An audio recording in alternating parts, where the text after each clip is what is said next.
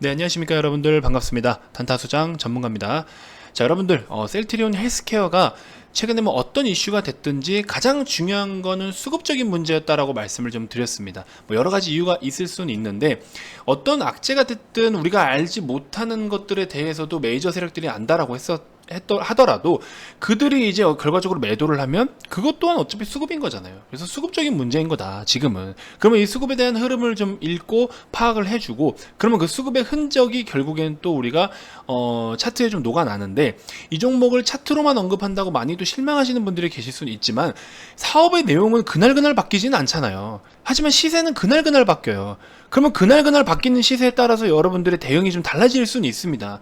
이 종목을 중장기 관점으로 본다라고 했을 때는 여러분들의 목표가 내년이야 내후년이야 하면은 그때까지 그냥 묻어두시면 되는데, 이게 대부분의 분들이 주가가 좀 빠지고 흔들리면 많은 분들이 걱정을 하시기 때문에 제가 아무래도 지금 현재에서의 모습은 이런 모습이니 여기서는 또 이런 걸 기대해 볼 수가 있겠고, 이런 부분에서는 또 우리가 비중을 좀 줄여야 될 것이고, 여러 가지 이제 피드백을 드리는 겁니다. 아시겠죠? 자, 아무튼 셀트리온 헬스케어 우리 화면을 보면서 다시 한번 또 진정성 있게 진지한 이야기를 해보도록 하겠습니다. 자, 영상 시작에 앞서서 여러분들 구독, 좋아요, 알림 설정 한 번씩 먼저 꼭 부탁드리겠습니다.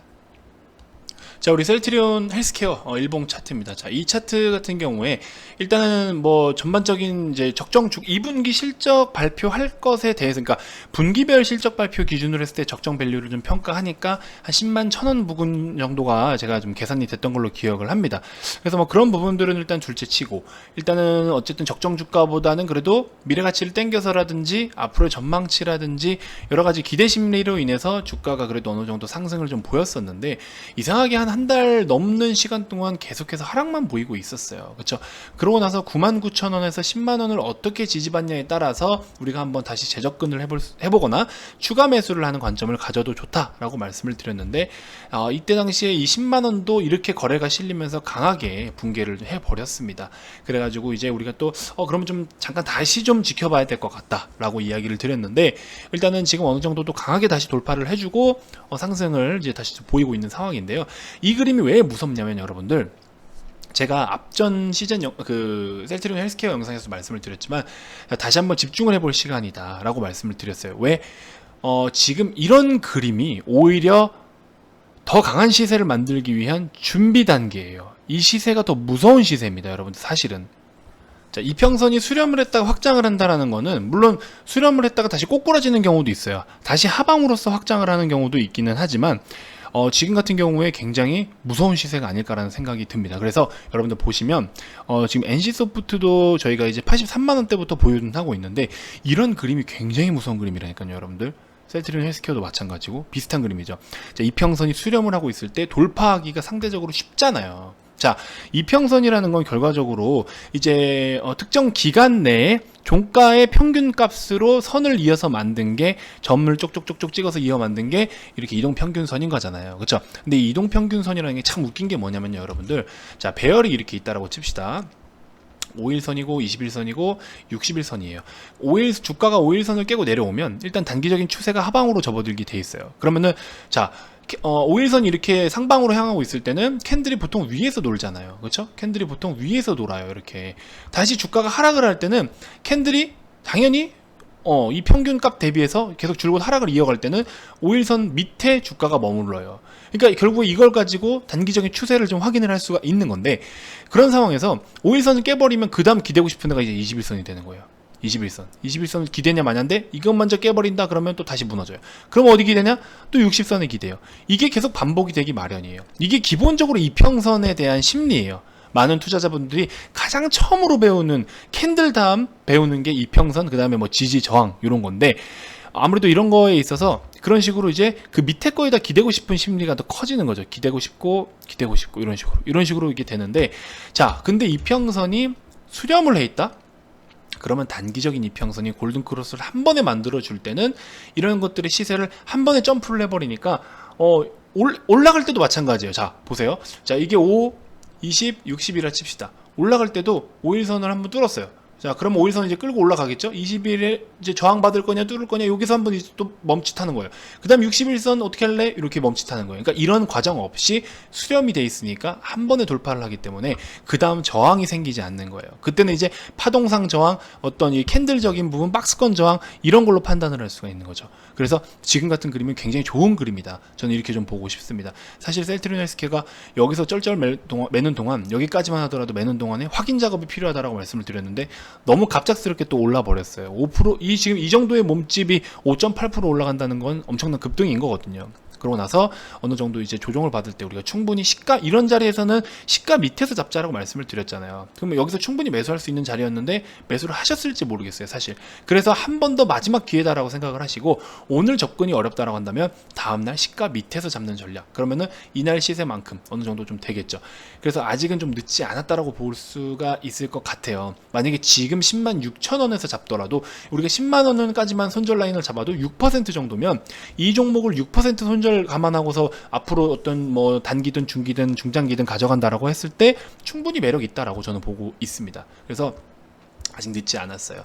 이 종목을 지금 이렇게 지나고 나서 바닥에서 왜 못 잡느냐 이렇게 표현하실 수가 있는데 이런 자리를 노리기에는 여러 가지 노이즈들이 너무 많았어요. 그래서 확인 작업이 반드시 필요로 하는데 이 확인 작업 속에서 이날 너무 급등을 보였기 때문에 적정 매수 타점은 바로 어제였던 거죠. 그래서 제가 다시 한번 집중을 해볼 필요가 있다라고 한 게 어제 말씀을 드린 겁니다. 근데 아직도 이제 막차가 떠났냐 안 떠났냐 한 번 더 언급을 드리는 거죠. 이제는 한 번 더 차를 좀 우리가 탈라면 탈 수 있을 정도, 그쵸? 그렇게 좀 확인을 해보시면 될 것 같습니다. 관심 있으신 분들은 그렇게 좀 접근을 해보시면 될 것 같고, 중장기 포트 하나 구성하고 싶다 하시는 분들은 NC소프트 괜찮아요, 여러분들. 뭐 좋은 기업인 건 누구나 다 알고 계시겠지만 지금 차트적 이런 좋은 기업이라는 게 검증이 됐으면 이제 적정 주가, 그러니까 얼마나 매매를 잘 하냐잖아요. 이제는 어떻게 잘 살래 이거거든요, 그렇죠?